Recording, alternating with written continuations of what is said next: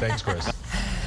All right, if you have a child with ADHD, then you know how frustrating completing schoolwork and other tasks can be. But believe it or not, some students actually want to get an ADHD diagnosis who don't have the disorder at all. Tisha Powell is here to explain why and tell us how doctors are sniffing out the fakers. Tisha?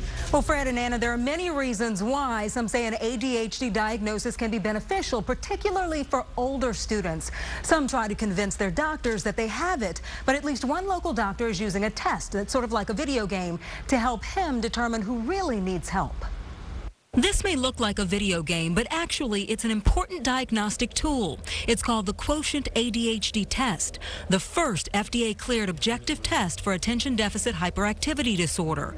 Prior to the Quotient test, doctors had to rely solely on patient information and medical exams to diagnose ADHD. It's useful to have for me as a physician because I can integrate data that I get from Quotient along with the neurological exam, the mental status exam, rating scales, all these other things, and put it together and come up with the best diagnosis. And accurately determine if a patient needs treatment. But what if a patient wants to be diagnosed with ADHD even if they don't have it? Experts say the Quotient test can help. The company Pearson did a study using patients with ADHD and some pretending to have ADHD.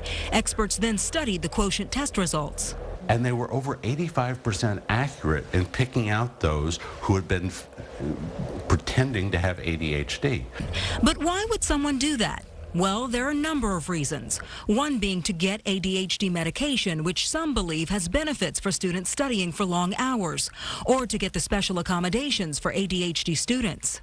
So you can have longer to take tests, and those who have ADHD really need those accommodations. Medical professionals like Dr. Sandeep Vaishnavi are happy to have the right tools to help those who need it most. So it's that balance between overdiagnosis and underdiagnosis. And I think the more tools we have, like Quotient, the more likely it is that we're able to find that right balance. And if you think that you or your child may have ADHD, I put a list of symptoms along with Dr. Sandeep Vaishnavi's contact information on my Facebook page, Tisha Powell, Wtvd. Fred, Anna? That's going to be so helpful because, I mean, in today's world, we are so multitasking and have to multitask. It's hard to know who's... That's right. Right. Because we all see, I mean, you're doing so many things, you do forget. But imagine if you actually have ADHD, it would even be harder. Yeah. Okay, talk about some awesome